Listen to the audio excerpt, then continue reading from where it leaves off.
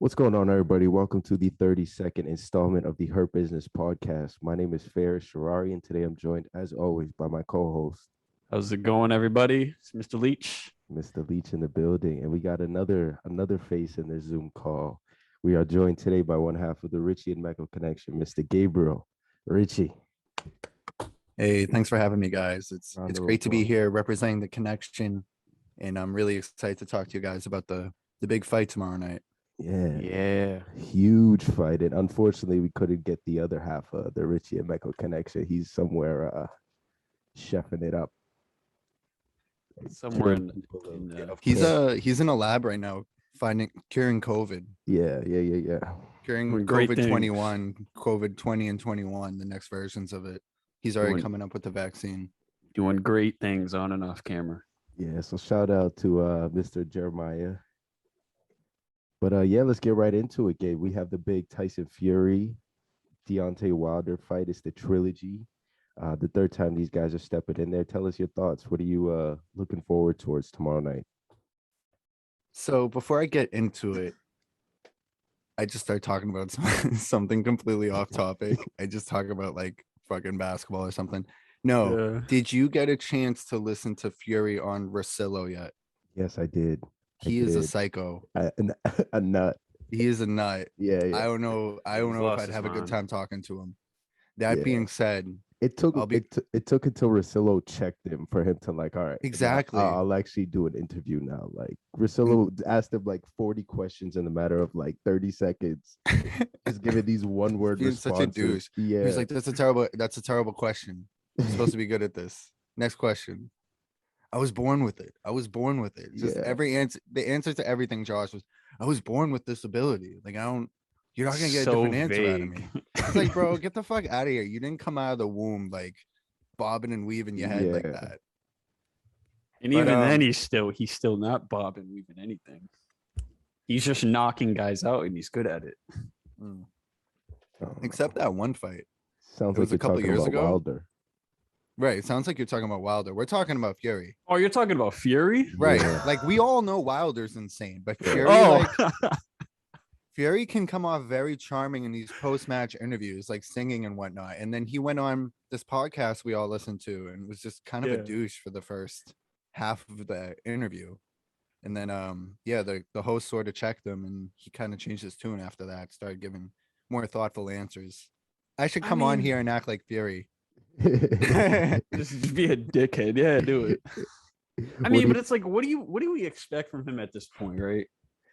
Like the guy can, like, he's literally proven so much, and it's like it doesn't give him the right to act the way he did. And I didn't hear his remarks, but based off what you said, it's kind that I don't know. That's kind of like how his personality is, right? That's how he Mhm. markets himself well. He's kind of like an asshole. He's a little like out there, I would say. You know, that's just my personal opinion. Though, Yeah, but for He's sure. a That's- gypsy. yeah. He's a right? He's a gypsy. weird dude. He's weird. he's weird. Yeah, It's like it's a I don't part- really expect much from him besides that. He's one of the weirdest champions we've had since Mike Tyson. So it's like in that division, especially. So yeah, I don't know. Yeah, and then he's Fury's a super weird guy. vocal. It's a part of his like personality to talk all this immense shit throughout the Yeah. whole lead up, and for him to go on Rosillo's podcast and act that way, I was shocked. I know we say it's like a part of his personality and stuff, but like just to see him like it seemed like he genuinely gave zero fucks about what Ryan was saying. It was just trying to like come off as this villain, like fuck Wilder. I hate this guy so much type of deal, and that's kind of what we've seen. I don't Well, know if I you mean- guys watched the pre-fight press conference at all, but it's the same old Tyson talking all this shit towards Wilder. Yeah. And before we get to that, like just another comment. I mean, when a guy drags you through court, this guy's on the verge of unifying the division with Anthony Joshua, and this idiot drags him through court talking about I'm demanding a rematch. I mean, you kind of have to walk around like that, right? Pissed off at the world. And that's sort of how he in the interview in like lately. Yeah, I'm sure you guys have covered this too, but just like he's like, yeah, I did respect him. There was a mutual respect at first, Mm-hmm. and then after the last fight, Wilder's sort of shown like, obviously, sort of a sore loser. Am I Yeah. right? And Yeah, I absolutely. think everything he's done since then, which is just like, it's so irritating. And as a Patriots fan, just with like the Spygate bullshit and the Deflategate bullshit, to just lose and then discredit the winner in whatever stupid way you can with his gloves they had fucking cement blocks in them basically, and when I came out, my fucking extravagant entrance that weighed me down. I was tired when I got in the ring. It's like, how can you go into this fight as a fan and not just want to see Fury just knock this guy out round one? Right. It's like, I don't care. I don't care about you as a human being and whatnot. And even with that display on Russillo, who, I love Russillo more than either of these boxers, Right? Because I listen to him 3 times a week and I see Tyson Fury fight like twice a year. Mm-hmm. I still, with all that, treating Russillo that way, I still like want to see him kick Wilder's ass. And that's saying something about Wilder. Absolutely, that's saying something. But yeah, I just think Wilder's just he's got so many excuses, and honestly, it's just embarrassing at this point. It really is. And that kind of like segues into the press conference too. And his whole mannerisms, like being on stage, sitting on his phone, pretending he's texting. It's just like, we've all been there, right? Like, you ever been to like a place you don't want to be and you're just sitting there on your phone, just pretending you're texting. You're not texting anybody. Doing whatever you can to distract yourself from exactly the surroundings. Yeah. We've all been there. And I see right through his antics, and it really is, like you said it perfectly, Gabe. It really is a sore loser mentality, because it's like, even outside of the ring, this guy has no grace in his defeat. Absolutely none. It's just excuses. It's his behavior at press conferences. Like, you have to sell a fight. Like, at the end of the day, you have to sell a fight. Right. And do you think, you mentioned him being on your phone, and we've all been there. I know a lot of times when I'm doing stuff like that, it's because I'm nervous. Exactly. I'm embarrassed or something. Do you guys think he's nervous about this? Obviously, there's nerves going into any boxing match.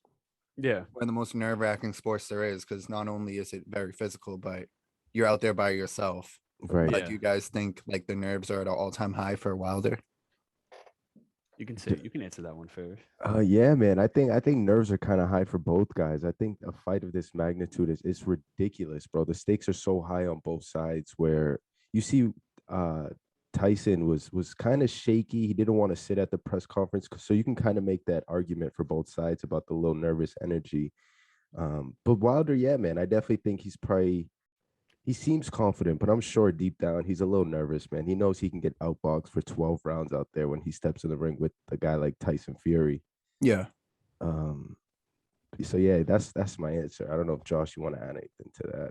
No, I mean, you pretty much nailed the coffin. It's clear nervous energy to me, and yeah, I hate it. I hate it because you can see, when you see right through people, it just pisses you off even more, because it's like, come on, bro, like, this is just like, drop the annex, man. And I really commend Tyson Fury for riling up and saying some shit to Wilder, because they needed to get something going. Like, this is a press conference. Like, you got to sell this fight. Yeah. Like, you still have to sell the fight. Like, you don't just, it's a whole part of the whole business, the whole culture of the sport. You have to sell the fight, and then you fight. So yeah, that's no more to say on that. That was kind of the early portion of the build up. I feel like now he's more vocal. He's talking his shit back at the press conferences. He doesn't have and the that's on. the thing too. And that's the thing too. That's another sign I noticed. Like, when people are arguing, right, and then the other guy just starts talking over him, that's nervous energy. You notice that, like, when Tyson just going at him, Deontay Wilder finally butted in, because he had enough. He had enough, and he started talking over him and getting louder. It's just, you can just tell. You can just tell he's nervous. But I mean, like you said, it's warranted, right? The guy's spirit was completely broken after that fight. Even, I imagine, during training camp, he has to post videos online to boost his ego up, make it look like his footwork's getting better. Nah, man. Yeah. You can't teach an old dog new tricks, man. That's the oldest trick in the book. And I just think Wilder's way past footwork in his career to be posting videos like that. But we'll see. We'll see, right? Yeah, well, we know that he's coming in with the new trainer. I sound like a complete Deontay Wilder hater. Yeah, and this isn't the first time, Josh, on this podcast. We Isn't. know you aren't. It isn't. I hate Deontay I was gonna Wilder say on one this of you podcast, guys, dude. one of you guys, I remember from the start of this podcast, like dislike him, and then one of you is like you give him too much credit. Yeah, that's exactly what it is. Yeah, Yeah, exactly. he doesn't deserve as much credit as whichever one of you. I assume it's me. because It's if me. Josh is the hater, It's fair. he doesn't deserve as much credit. Like he's he has gifted fists, but when you watch his matches, he's always when he's going up against somebody legit, he's always on the ropes until he gets the money shot. And it didn't come last time. How old is he? I think he's mid-30s, bro. Is this it for him? If he loses doesn't, is this it? I mean, that's a Too good soon, question, man. Don't entertain it. That's I'm a on first good take. question. I'm on first man. take right now. He suffered his first loss ever of his entire career, 42 victories.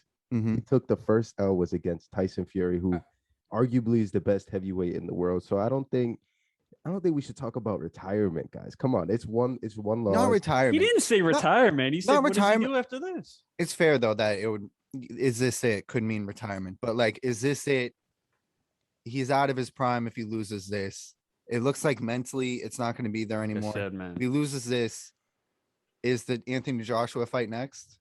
Yeah, I'd love both to see guys them would be- fight. Yeah, Because I haven't enjoyed either. It's been a feud, sort of the Joshua Wilder thing where it's like fight me pussy basically on Wilder's side, and Joshua's like, I'll fight him, but the match it needs to line up. The promoters, blah blah blah, like excuses. Here's Even the though funny bell to thing bell, about that. Joshua is probably a better boxer, but Yeah, especially after his last fight, who knows? Like It's I in feel like question. Wilder could catch him, especially if you can't throw. You know, Joshua threw like 3 punches per round in that fight. It looked like, but anyways, it'd be so ironic and like I don't know what the word would be, but it's very funny if they have a match with no belt on the line Mhm. after that big unification that we thought that would happen. be funny. And then in the other, you'll have the actual unification fight, which is Tyson Fury versus some Usyk. short Ukrainian guy. Short, he's probably taller than me, but like short for a heavyweight. Yeah. yeah. That is ironic when I think about it.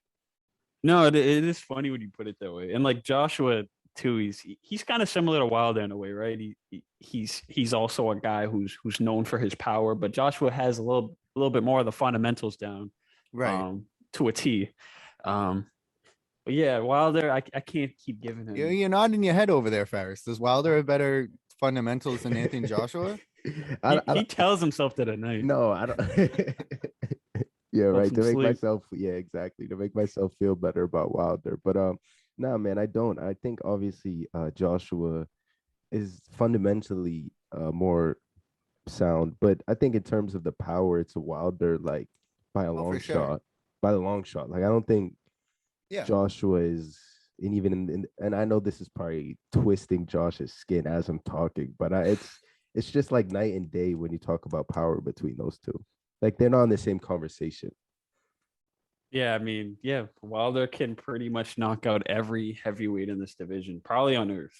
And there's a grace to that. So I'll give that. There's some grace for that. But the guy cannot hit people when it really matters. And he got exposed really bad last fight. So it's hard for me to even lean towards that. That happened once. As Ferris mentioned, he showed up in 42 other fights until this last one, who's against probably the best, pound for pound. Maybe But not it the best says boxer something, pound for though. pound, but definitely the best heavyweight in my eyes. Yes. Yeah. Fury's kind of the total package. How much did Fury? I just have some questions for you guys. How much did Fury weigh in the first fight compared to now, or in the second fight compared to now? I guess. Because would be I remember a few months ago him 300. talking about I'm gonna knock him out in the first round.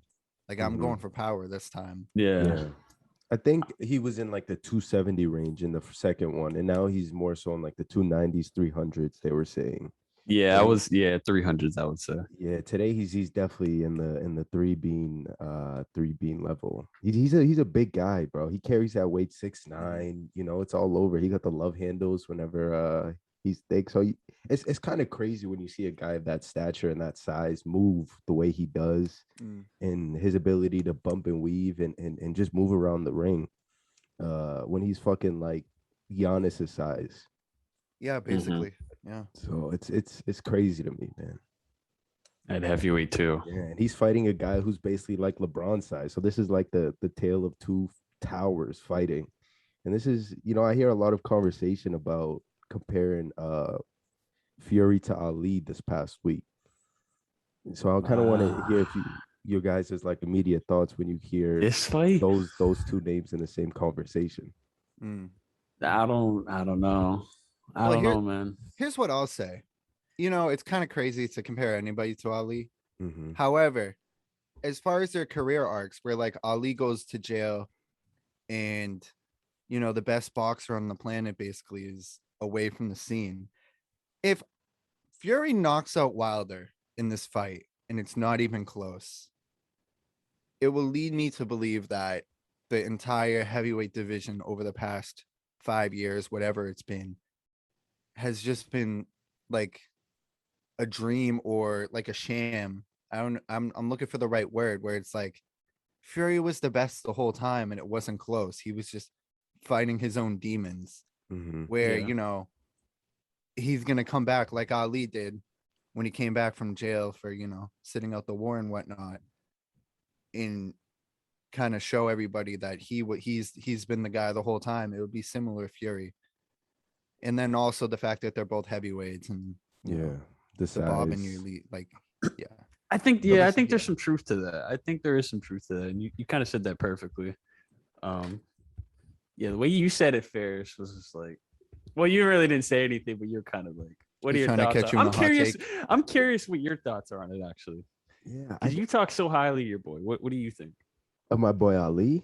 No, your boy Wilder. Of course, I talk highly of my boy Wilder, man. Wilder's that guy, and I know this is I've posted on every social media. I've talked to as many people as I can to try to get their picks in this one. I try to, take my biases and my love for Deontay Wilder completely out of it, and just just base my opinion off like what the majority says. And the majority says Fury.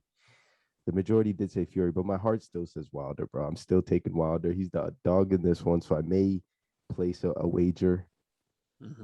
But yeah, man, I think in the second one it was we say he got knocked out, but technically it was a TKO. He didn't go out. I don't think he was he was gonna go down. I think Fury he was fucking looking like a drunk guy halfway through that fight, dude. Yeah, he was that was a bar fight. Ear and shit. Yeah, no, he was in a rough position, but I don't think he got fully knocked out. I'm sure it would have came in the later rounds, but he was still there. And Wilder's the type of guy who, once his right hand touches your chin, you could go down. So even when he was in that fight, he always has a chance for sure. Yeah, he got the puncher's chance, as we always say on this podcast. And I definitely think he has more of that than in this one. I think it could come in any round. He could get outboxed for 11 straight rounds, but in that 12th, he lands the right shot. So the first fight won. Exactly. My theory is I think Tyson let him live because he's big on forgiveness. Tyson's really big on forgiveness. So I think he forgave him in those moments. He's like, I'm gonna let you live, man. I'm gonna let you live. I'm not gonna knock you. He was licking his blood off of his head. Yeah. I don't think that's my theory though. But I do think, back to my point about like this whole heavyweight division may be a sham. We might see that tomorrow night. That first fight, which ended in a draw, because Wilder, I get these guys' names mixed up so much. They both have perfect names for boxers, Wilder and Fury.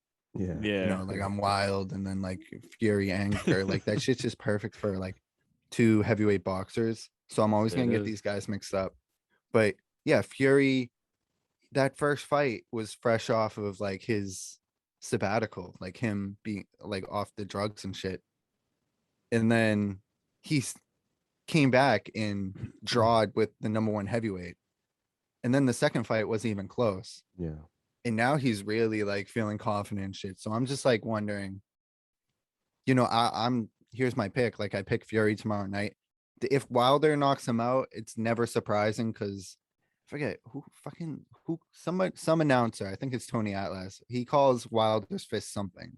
It's called something. It's like the ultimate redeemer or something, where it will always be there. You have to think about it the whole time. It's like it's like fucking us or North Korea with a nuclear bomb. Like they might never ever get it off, but it's there. And you have to think about it the whole time. Yeah. No, that's true, man. That's so true. And that's something that Tyson, and I said this last podcast too. I was like, what did I say first? I was like, the thing Deontay Wilder has to do to win this fight is knock him out, which is, that's when you say it that way, it's easy. And for Tyson, he has to survive 12 rounds without getting knocked out, pretty much. I mean, you kind of think about it. Tyson has the hardest, right? He lands, he gets knocked out, pretty much. That's how it goes. But I don't know. I just don't see this fight going that way, man. I think with obviously I'm going with Tyson. I'm not an idiot, but I don't know. I just think we've seen this fight twice already, right? We've seen this fight twice. We've seen Wilder at his best. One of the closest men to stopping Tyson Fury besides what's his name? What's his face? Otto Wallin. Remember that fight? Battered Fury's face. I thought it was gonna get stopped. Obviously, Otto wasn't the better fighter, but he landed a pretty nice shot and he could have stopped the fight. Open. Yeah, he sliced him open. It was a good shot. That fight could have got stopped, but I don't know, man. I don't see this fight going. Like I said, we've seen it twice. I don't see this going any different.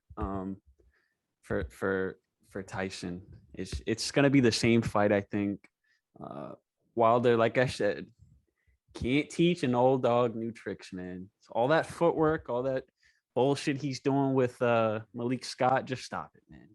Stop it. And come on, bro. Don't get like on top of all of this. Can I just say this? On top of all this, I don't trust Malik Scott, first of all, man. I just think it's funny how years ago both of these men have had one of the fakest stage knockouts I have ever seen in boxing history. Please watch that right now, actually. Go to YouTube. I want to see live reactions of this. Go to Deontay Wilder versus Malik Scott. They fought one professionally. Of the fakest knockouts I've ever seen in my entire life. He's going to hit him with a left hook right hand, which once you use a jab, the left hook right hand combination, you usually use the left hook as a throwaway punch. You're basically getting the guy used to seeing a jab. Then you're going to come short. Actually, it's a long left hook. You want the guy to react to it so you can. They're not touching each other. Right down the middle. So all these jabs, you're kind of building to that. You're getting Scott looking at your left hand coming up the middle. And eventually he's going to come around the side. He's going to look to the side, and the right hand's going to sneak up on him down the middle. Just like, what even is that? What even was that? Oh, yeah, it looked like you barely touched him. And this is this guy's new coach. Hold on, you said live reaction. Let me give you a quick thumbnail for it, like the live reaction videos. There's your thumbnail. That's hilarious. But nah, dude, it's like, dude, I don't know. It's just funny. Like Malik Scott he's a funny guy. He's honestly a funny guy. And so the guy he knocked out there is his coach? That's his coach now, bro. Yeah, I don't know. It'd be very impressive if he could do this, but it is hard. It's like teaching him to box a certain way is sort of like teaching Shaq 15 years into his career to like become a 3-point shooter almost. Exactly. It's just impossible at this point. It honestly is. I think it's virtually impossible for this man to pick up that kind of skill set. I don't see it happening. But yeah, what are your thoughts on this, Ferris? Yeah, man, I just so much, bro. That was the first time I've ever seen that. Absolutely crazy. I didn't even know they fought, to be honest. Absolutely crazy. Friends. I knew Smith was Fury's old sparring partner or something like that. Yeah. And now he's coaching, but I didn't know they fought. And I don't know, man. You could say that left hook kind of probably messed up his equilibrium and caught him behind the ear. And then that straight right just sat him down. So, there's always an argument to that. The cameras may not always tell you the Give your boy plot armor again, huh? Yeah, man, I gotta give. I can't feed into the I respect Wilder it. I banter respect it. as it is tempting. But Vegas is definitely feeding into the Fury hype. He's at a minus 295 Wow. favorite, and Wilder's sitting at the plus 235 dog there. So some value in betting in Wilder. So I don't know. It's the knockout factor. Yeah, It is. for sure. And the versions of Fury we seen in the first fight versus the second fight were polar opposite. And it could be from what you said, Gabe, about him coming off that long stretch, just being off and all the troubles that he faced with his mental health and getting back into the ring and whatnot. Um, and then now just having all this experience later, he completely out dominated Wilder. And it seems that after that third round in the second fight, whenever he clipped him behind the ear and bursted his eardrum or something. He was bleeding out of his ear, and that's something that I've never seen before in a boxing match. Yeah. So when I was watching that live, I was like, yeah, it's not looking good for my boy in my bet. And then continuing that fight, he started bleeding from his mouth. And what I didn't like about Wilder, and I'll feed into it a little bit here, is all the excuses that we heard after the fight. That's like something you never want to hear from any fighters. All the bullshit about the costume being too heavy and the Fury gloves. I hate that, man. I wish every fighter, especially coming off a loss, you just pay respects to the other guy and talk about where you move forward rather than make all these excuses, blame your trainer who was just looking out for you in the moment. You were in bad shape, buddy. And I don't think well, at least I don't hope he'll be in bad shape this time around. So I'm standing by it. I'm taking Wilder. I'm going with the Bronze Bomber, Alabama's very own. Praying for you, man. Praying for you. I'm taking that right hand all day. It's gonna be loading up and then it's coming out. Boom. I see another beatdown, man. Tyson. It's just gonna be straight feints, top to bottom jabs over and over again, setting up that overhand, right? Like it was in that second fight. That belt's coming back, man. That belt is unfortunately coming back, Ferris. I'm sorry to tell you. I got something locked in already, man. I want to hear your thoughts on this. I got something locked in. So I have Tyson Fury for round 7 through 12. Either one, round 7 through 12 at a plus 275. That's solid. Finish. That's a good bet. And then I have Marina Rodriguez. She's obviously in the UFC. You don't know her, Gabe. She's sitting at a plus 150. Interesting. Your girl. Plus 150. Yeah. Put 500 on it, you get 4,000. Is it a parlay with those two? Right, man. I mean, I can see. All right, so here's the worst case scenario. Tyson knocks him out in the second round. Yeah. Then I'm fucked. I'm just fucked. But I don't know. 7 through 12. I feel like it could be a 7 through 12 again. I feel like Tyson's gonna play around with him, and then take him out in those later rounds. I don't know. I feel it. Obviously, you don't feel that way, right? No, I don't. I don't feel that way. How about you, Gabe? You feel that way? Possibility, but yeah, Gabe, tell us, what do you think? I don't know. I might have to take Fury at his word and just say Fury in round 1 or 2. 1 or 2 coming out the gates blazing. Yeah, is the only guy who picked Jake Paul on this podcast about a month ago. Yeah, that's very true, Gabe. Yeah. I mean, around 1 or 2 is a plus 650. That's not bad, man. Yeah. I mean, what do you got to lose on a plus 650, right? Yeah. Yeah, but it seems like you bet there, you're just lighting your money on fire. But if I bet Tyson Fury, Wilder will win in like round 1. Round 1 straight. That's knockout. That's just my betting luck. I just jinx people. Yeah, for sure. I know you're infamous for the boxing jinx. So are you betting this weekend? Tell the people, man. Let them know so they can go opposite. I'm not betting. No. Okay. I told you my pick though. So if you want to go opposite with that, go ahead. So in Fury decision, mid-round finish, early finish. I didn't tell you my last pick. Oh no, you said first or second round. Yeah. Oh, is your parlay not over, Josh? My parlay wasn't over. I didn't tell you my last one. Yeah, here's the real kicker. I got the New York Jets against the Atlanta Falcons. In London? What do you think? You know that game's in London. You know they're playing in London, right? They are. Josh Yeah, is you're gonna actually in wake up. attendance. You're gonna He's wake up going. on Sunday morning. Your parlay is gonna be over. You're gonna wake up like Sunday at like 12 after your Wilder Fury party. And the Jets are gonna be down by 2 touchdowns.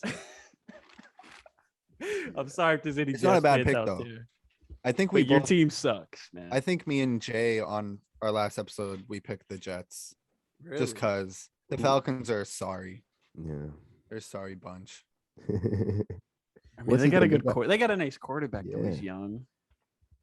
Yeah, he's a rookie. He's like he was playing for Cathedral last year, basically. So I wouldn't put too much faith in him because he had a couple nice highlights, but he's talented, but all the rookies are works in progress this year. Yeah, amen. Go watch him against the Patriots if you have interest in Zach Wilson. Yeah, for sure. But yeah, that's what I'm locking in, man. Hopefully I get some good betting luck this weekend.